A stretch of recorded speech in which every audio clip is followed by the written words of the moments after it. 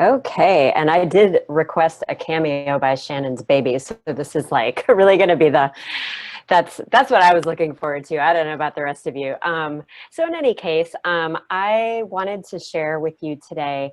I know last week's Apple Chat focused on Keynote and Clips. I don't know how many of you were in that chat as well. I personally was not. But Keynote and Clips are the two tools that I find myself using the most to prepare visual or video directions for my students. I am finding, and you know, like that feeling when you put out written directions for the kids and you're like, oh, they should be able to read the written directions. And we all know that's true. And we all know we want our kids reading the written directions. But I feel like so much has been lost in translation in these last few weeks in terms of kids being able to access and comprehend the information and the material that we're putting out for them.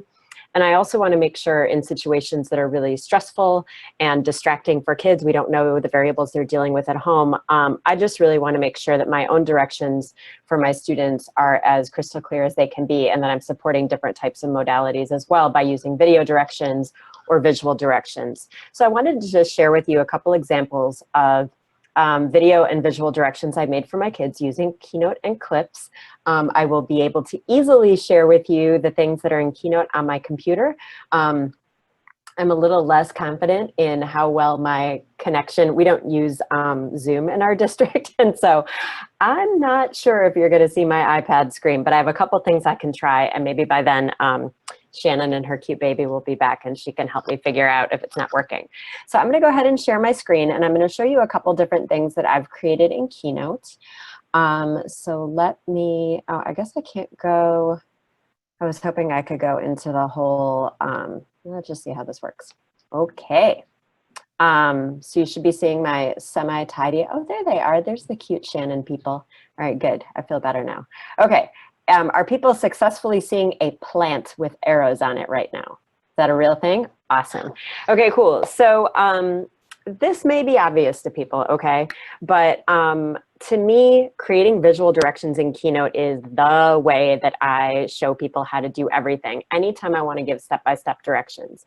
The first thing I do is I get my images or my screenshots or whatever it is, and then I determine a color scheme, I make one arrow and I copy and paste it. So this was actually a very, very simple option that I was giving for how to personify pictures, which is actually an activity inspired by the Everyone Can Create guides that Apple has put out. So if you have not dabbled in those or don't have access to the, haven't accessed those yet, you really should take a look in terms of getting some great creative ideas. But one of the projects they have in their photography book is about how to go through and personify a photo. So in any case, for these directions, I had 4 screenshots, I had arrows, and I had these bright pink circles. And again, these were just to walk people through visually how they could do, they could annotate their photos. I also have been making directions for my colleagues for how to have their kids, sorry, apparently I didn't have those in the order I thought I did. So these were actually directions for families because our kindergarten through 4th graders have never logged into their Google accounts before. And so we were like, ooh, this is gonna be interesting to try to do this remotely. So again, we didn't wanna just list steps in text. We wanted to have something very visual. So I went through and I did these screenshots and then I labeled them in Keynote. So again, picking a color scheme I think is really critical. So I've got my yellow circles here for the numbered steps. And then I've got my red arrows and circles. And I just go through and I do either Command D, which is the shortcut for duplicate in case you don't use that one, or I copy and paste those on my different pages just so people can go through at a glance and that red circle and arrow convention pops out at them and they can see exactly how to do it. So again, and yeah, I ended up with my face on that one. Anyway, but the idea of being able to create these visual directions. Another example, I was making visual directions in Seesaw, and so I designed a cover page. I'm making a series of these for my colleagues who are using Seesaw, which is everybody 1st through 4th, I believe, right now. And so I want them to see what the task is, see visually the logo. And then here I was using sort of a more complicated color scheme of having purple be the things that they see that the teacher sent, blue being the things that the students sent, and then yellow being sort of like things to notice, and having those in speech bubbles. And so again, it's not like you're making a color key for other people, where they'll have to learn that key, but by using common design schemes, you're subtly communicating that these types of information go together. So again, I wanted people to see, this is the teacher view, this is the student view on a computer, purple arrows for what the teacher sent. Here's the view on the phone, purple arrows for what the teacher sent. So if you have not, if you find yourself wanting to send screenshots, take the extra step of just dropping them into Keynote and adding some arrows with text. You may not know that in Keynote also, I don't know how like Keynote enthusiastic you all are, but I use Keynote for everything. And it's just so great because you can go up to the top where, oh, now my Zoom is popping up. There we go. You can go up to the top and add a shape. So let me get a blank screen so I don't make anybody go cuckoo here. So if you go up and you add an arrow, right within this arrow, you can double click and type and say, you could even just write step 1, click here. Okay, and so again, just adding those visual elements to help people follow along with your directions. So that's just static visual directions in Keynote. When these are done, what I've been doing with them is I've just been going to File and Print. Then I've been going down here to save as PDF. But before I do that, I like to turn on this checkbox that says Use Page Margins, because that creates just a clean frame around each image.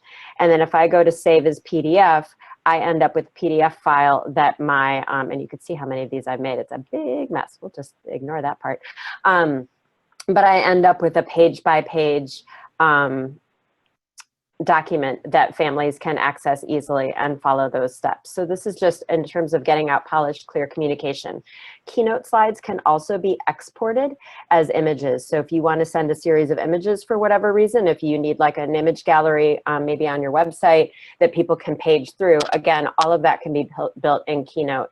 And I just have found it to be so supportive for kids and families at my school.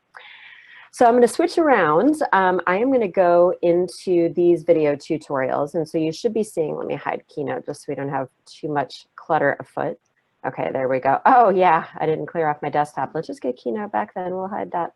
Guys, that's just real life when you're doing home learning. I love it, Carolyn. This is real life, and this is what everybody else's computer looks like. So thank you for being transparent. Good. I was going to say too, while you're transitioning, I'll add just one more yes and to your Keynote. You can also then, let's say you wanted to add your voice over all of those beautiful directions you just created. If you want your students to hear your voice, you can record your screen and then export it as a QuickTime. So you could go to, Carolyn, you could go to play. I believe it's under play. I usually just use this little record button here, but is that not there by default? Did I add that? You might have. So you could either record your voice on each one of those slides if you're on your iPad, and then you can export the whole thing as one video file and then share that with students.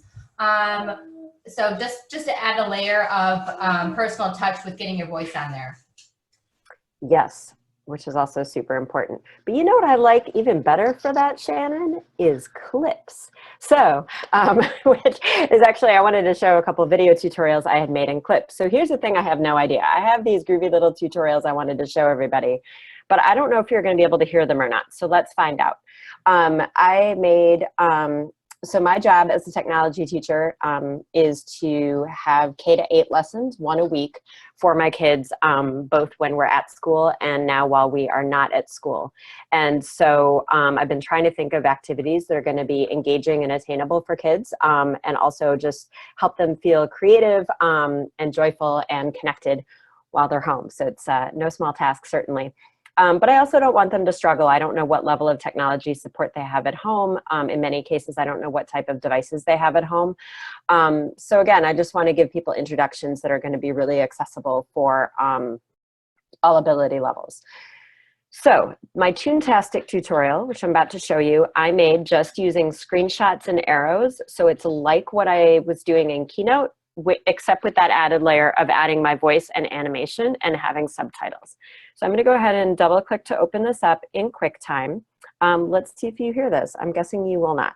Let's find out. Music, yes, no.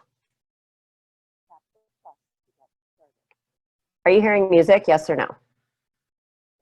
No music, but I thought I heard like a little faint talking, but no music. I wonder if I played it coming out of my speakers, if it would create feedback nightmare town, like if it would come out of my speakers and back into the microphone so you could hear it. I'm going to try it. Lindsay, I need you to give me an emergency if this turns out to be loud and horrible, okay? Okay, I'm ready. I'm ready. Ready. Okay. That I'm going to do the horrible thing where you take your headphones off and it's like, wah, wah. Okay, let's find out. All right, so here's my tutorial for Toontastic that I made in Clips.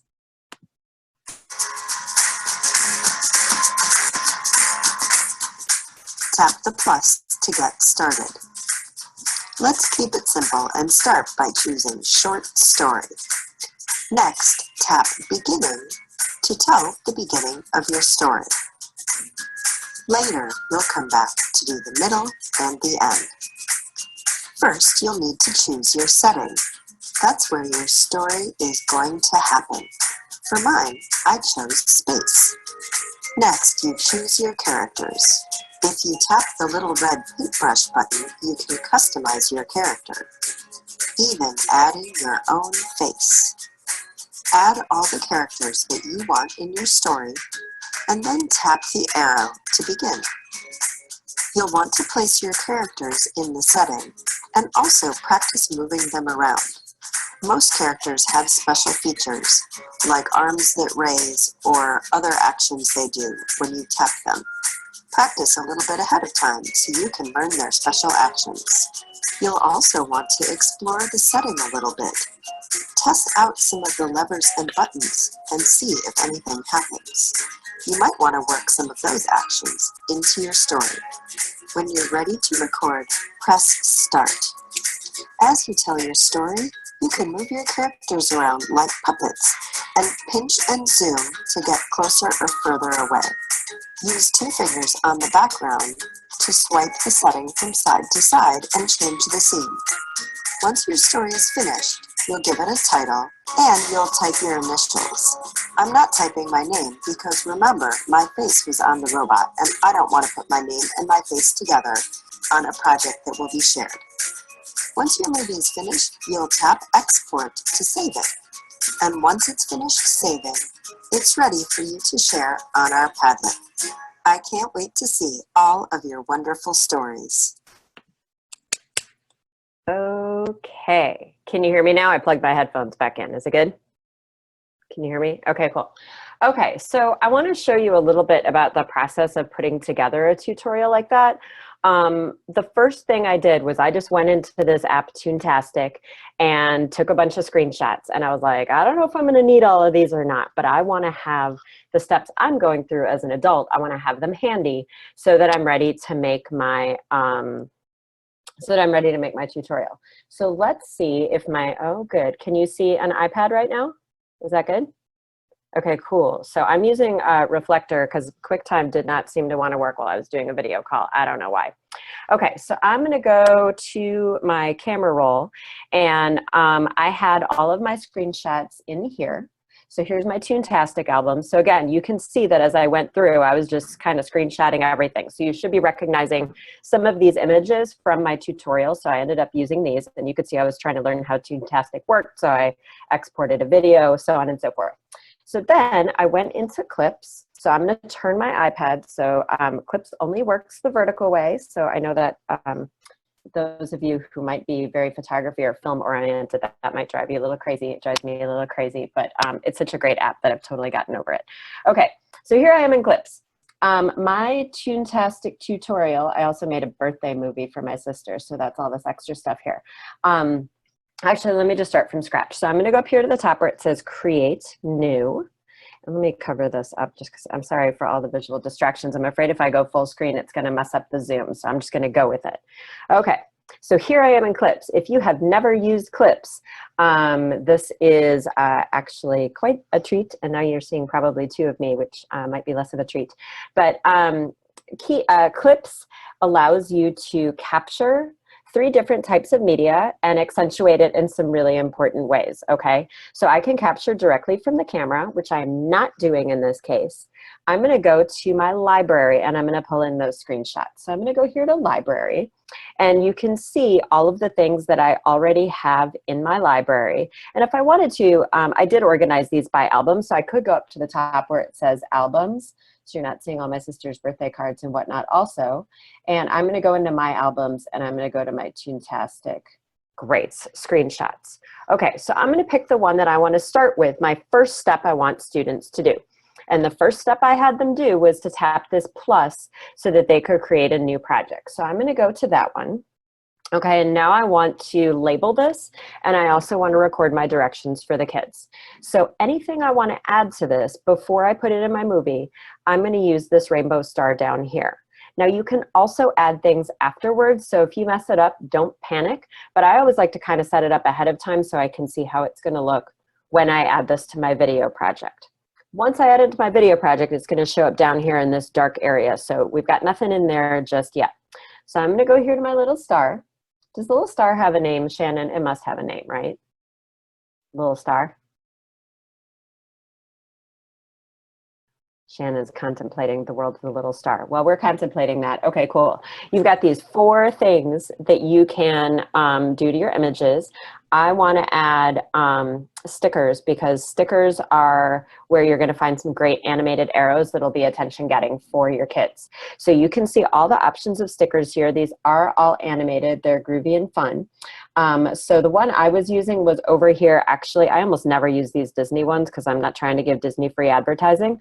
But the Disney one with the little hand, the one where it's pointing, I have found to be very useful. So I'm going to go over here to my Disney ones, and I'm going to tap here on this little hand. And I'm just going to use my fingertips to position this at what I want the kids to do first, step 1. Now, if I wanted to number these steps, I could also go here to text, okay? And I can choose any of these cool text styles. And maybe I just want to type a number 1 in there so kids know that this is step 1.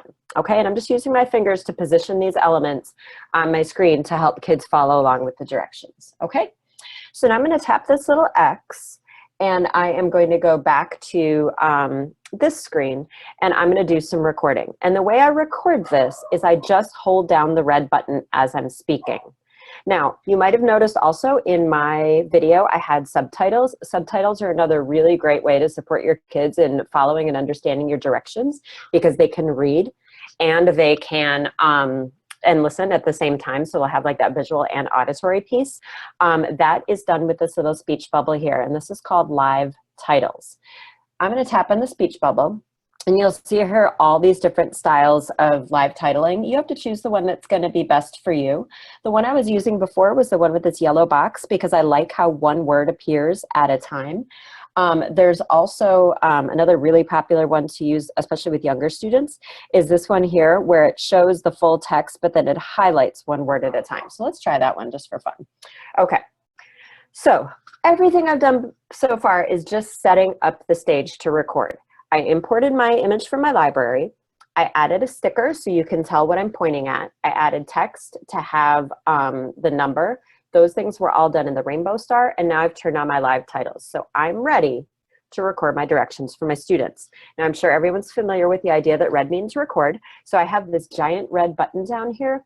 So I'm going to tap and hold down on that button for the length of time I'd like to record. Okay, so this is the thing that people forget, is they think they can just tap it once and it'll start recording. That's just not how it works. You gotta hold it down, or you can swipe it up to keep recording if you want. But I'm just gonna tap and hold it down.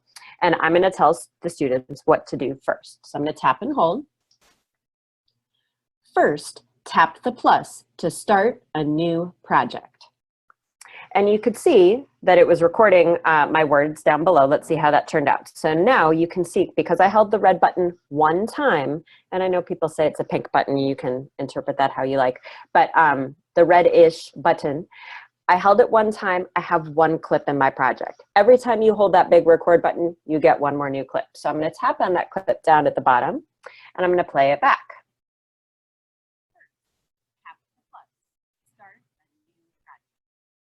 Okay, so that turned out well. I don't know if you could hear it on your end. You probably couldn't because of Zoom, but I was hearing my voice and I was seeing the text along with it. Okay, now I'm ready to go to step 2. So I go to my library because that's where I want to pull in my next step for the student. So I'm going to go here to library.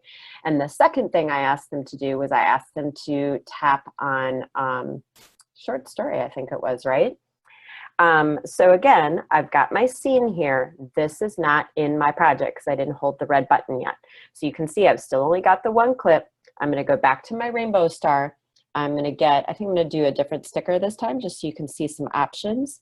So maybe I would like to use this one that looks like a outlined oval. So again, another way to, this will animate to draw students' attention to it.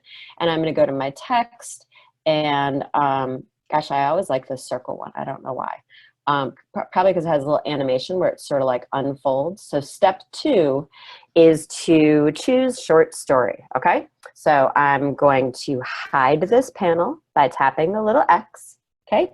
And now I'm gonna hold the big button to add step 2. Next, tap short story, okay?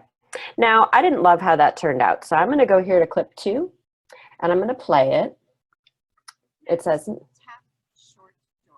okay, what I didn't like about it was I didn't like how the text appeared. So I'm gonna go edit my live title. So I'm gonna tap this clip, okay? So here I am, clip 2. Then I'm gonna tap on live title. So you can see this is where I can go through and do some editing to an existing clip. It looks different from what I had before with the rainbow star. I could go and change my effect. So maybe I didn't like this and I wanted to use the pointy finger instead. But I'm gonna go here to my live titles and do a little editing just in case your speech to text was not perfectly recorded. I would like a comma after the word next. So I'm gonna tap and go in here.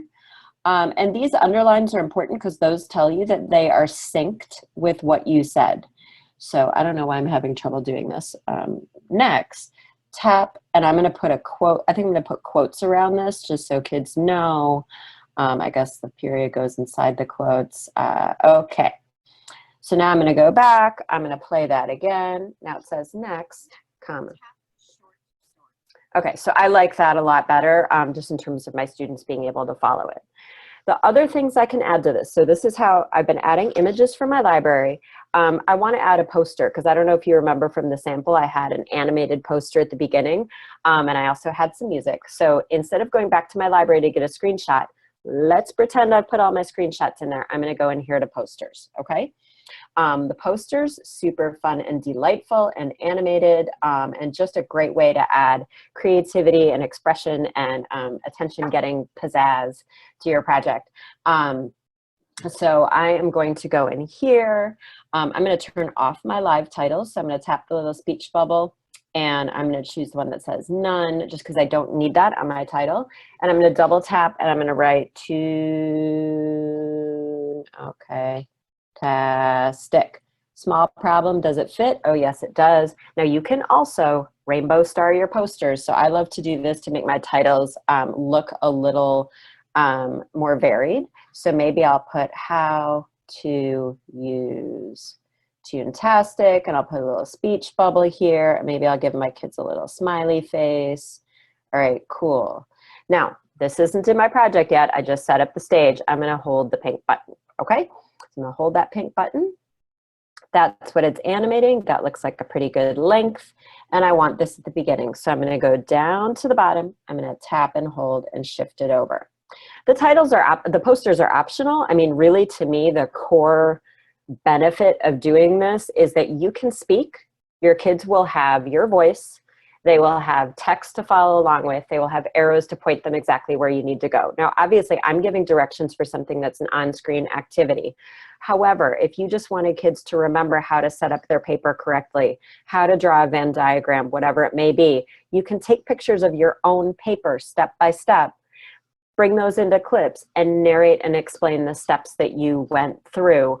It doesn't have to be a digital example, I guess is what I'm saying. So I feel like as an explanation tool, Helping, using the arrows to call kids' attention to it and having the live titles is so beneficial and so critical. I want to play one other example for you quickly. I know we've only got about 10 more minutes, and of course it's a beautiful day, so I'm not going to keep talking all day. But I want to make sure that you can see how you can also go through and do the same process with the video. So I made a tutorial for my kids with Google Earth. I wanted them to understand how to search. So I did a screen recording on my iPad, and that's in the resources that Shannon's going to be sending you. I did a screen recording, and then I pulled it into clips, one piece at a time. I'm going to show you functionally how that worked, and then I'm going to show you the finished product. So I'm going to start a new project. There's my double face again. Okay. I'm going to tap here where it says library, and I'm going to find my, you can see I've been doing this a lot lately. Okay. Where is my Google Earth screen recording? Here it is. Okay. So I went through and I did a screen recording for the kids. Now you could tell this is a video because I see this little time bar here at the bottom. And so I can scroll through and I can start it exactly where I wanted to start it. So I wanted the kids to search for Burley School, which is my school. So I could just go and I'm going to tap my star. I'm going to go to my stickers. I'm going to get my arrow, I'm going to spin it around to point at the search bar. And maybe I'm going to tap this little oval here. And I'm going to bring this over, okay? I'm going to tap the X, and I'm just going to say, first, tap the magnifying glass. And if that turned out badly, I would just record it again. To start, tap the magnifying glass. Now you can see I recorded that 2 times. I can just tap that first one and delete it because that was not so good. This is great too, because if you're recording a lesson and you cannot get through the whole thing and you're like, oh, I messed up in the middle, you can do it piece by piece like this, which is so great. Okay, so I'm going to tap done. Now here's the cool thing. It's right where I left off in the video. So I can go to one long video, pull it in little segments, and add different labels, add different stickers to it, whatever I need to do. So the next thing I want to do is I want to show where that speech bar, that search bar pops up, but I don't want this here. So I'm going to tap and delete this. I'm going to tap and delete this. I'm going to record some more.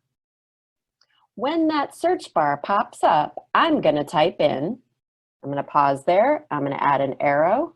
Are you guys kind of following me on this? I'm sorry, I'm going like speed mode. Okay, so I'm going to show it. The name of our school, Burley School. Now, if I get a lot of results, I might need to add a second word, which is Chicago, just to make it more specific. And I swear I actually did type in Chicago at some point. Okay, so you can see I've got 3 separate clips, and now they play all together like this. So magnifying glass, search bar, then the 3rd clip with the arrow. Okay. So I want to show you the finished result, and then we will talk about questions or whatever else people want to talk about. So the finished result, and I'm going to unplug my headphones again. What am I going to do here? Quit out of reflector. Okay. Here's my Google Earth tutorial, and this is the part where I was like blah, blah, blah to the kids. So I also made some visual, can you guys still hear me? I also made some visuals to give the kids the directions. I guess we can just watch that from the beginning. It's not too horrible, I don't think. Okay. I would like to tell you a little bit about today's technology activity, which is designed to help you do a little bit of virtual exploring using a tool called Google Earth. In a minute, I'm going to show you screenshots of how to get around in Google Earth. And you will be doing some searching today and being able to virtually visit some places that maybe you wish you could visit in real life right now. After you've explored in Google Earth, Okay, I'm going to go ahead to the Google Earth part. So I'm telling the kids to leave comments. This was posted in Seesaw. These are my rules for the comments. Okay, so here we go. Here I am in Google Earth, and you can see I'm looking at Chicago. To search, you tap this small magnifying glass, and then type what you're looking for in the box. I'm going to start with Burley School, but if you see a lot of choices, keep in mind you're searching the whole world. So you might need to be more specific and add another search word, like typing in the word Chicago, so they know which Burley School you're looking for. There we go. Now we've got just one. Tap on the name of our school, and Google Earth will magically take us on a virtual visit to Burley. Look around and see what familiar features you can notice. Can you see the turf behind our school? Let's pinch with our fingers to zoom in a little closer. What do you notice? Can you see the yellow playground? Can you see the basketball court? Next, let's go for a virtual walk. Tap the little person and you'll notice the streets turn blue.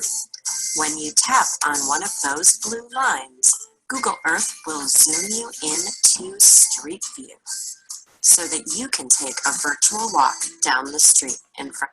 Okay, I'm going to pause it there because, again, just in the interest of time, but the way that I put that together is I just went through, I screen recorded the steps the kids were going to do. I pulled them in one piece at a time into clips, and then I added arrows and whatnot. So I'm going to stop my screen sharing and put my headphones in, and then we'll see what else people want to talk about for our last couple minutes here.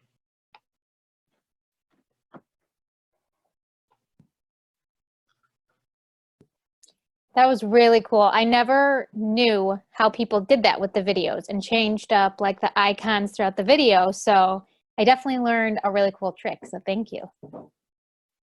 Sure. I hope it was helpful. Are there any other questions on anything that Shannon or Carolyn has talked about, or anything else going on with Apple or your districts right now? I agree, Cara. She does have a really great speaking voice. She should be a keynote speaker. She's my plant in the audience.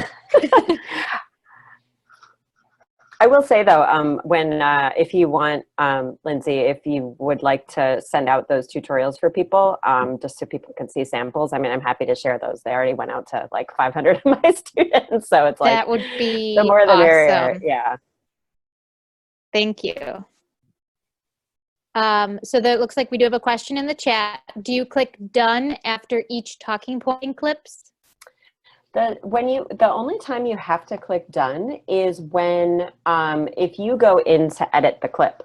So like if you're recording along, and I'm sorry I turned off my screen sharing and whatnot, but if I record a little piece and then I take my finger off the record button, I can then just reposition the arrow and hit record again.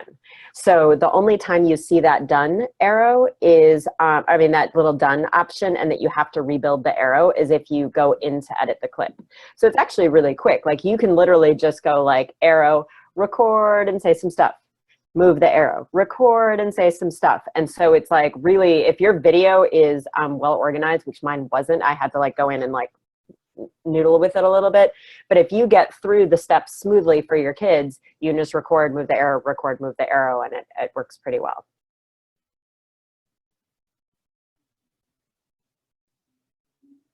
I think it's super helpful for not just students and teachers, but parents too. I think when you don't have that educational background as a parent, it's not as intuitive to know what's being asked of your child. So having these videos and like you made those keynote step-by-steps, that's so helpful and beneficial for parents and families that are trying to work through this as well.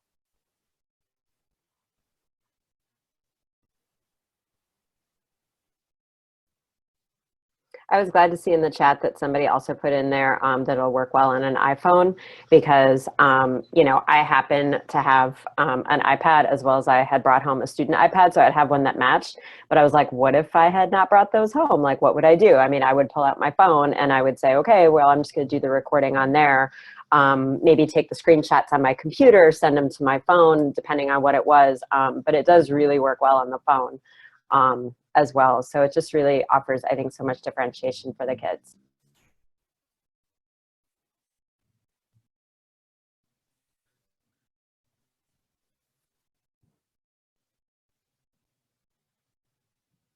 Any other questions or thoughts or ideas?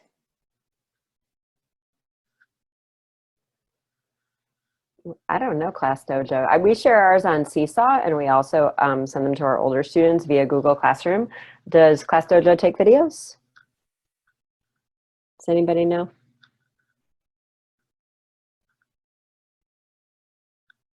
Well, the Final Clip project is just a video file. So if Dojo does allow for video sharing, then that would work. It's not like an encrypted video that's created or anything like that. Yep, I was just gonna say that the same thing, Lindsay. It's the dot move, so you can really put it anywhere. But one other last thing, if for my friend here that was on the Mac, and some of you might not be aware of this, where a lot of us are used to doing that Command Shift 4 for a screenshot. But if you're on your Mac and hit Command Shift 5, you can record a portion, you can screenshot a portion of the screen, but then also do your voice, add your voice over it. You can record it. So that's even like one less layer of like QuickTime. Again, it won't look as pretty or as interactive as what Skipper just showed us, but just another quick option so just Command Shift 5.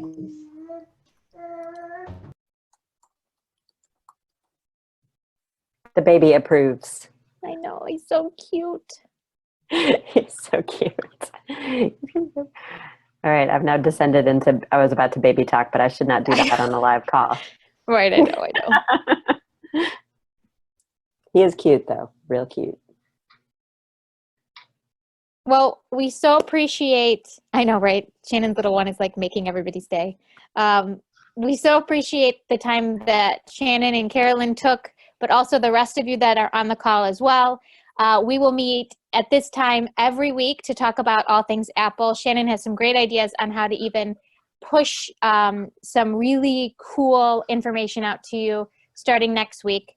And then if you are looking for your PDHs, I dropped the link in the chat, but I also shared our calendar of events. So there's Google and Microsoft events, but there's also some live coaching sessions and webinars all week. We try to have something every day for you. So come back and join us at another session or sign up and get the webinar recording at a later date. So big thank you to Shannon and Carolyn. I so appreciate your time today. It was phenomenal. I learned so much. I can only imagine what our users online learned as well. And I can't wait to see all of this in action. So thank you.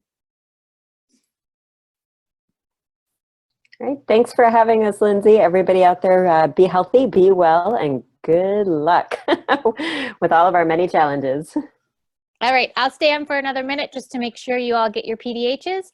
But otherwise, have a great day, everybody.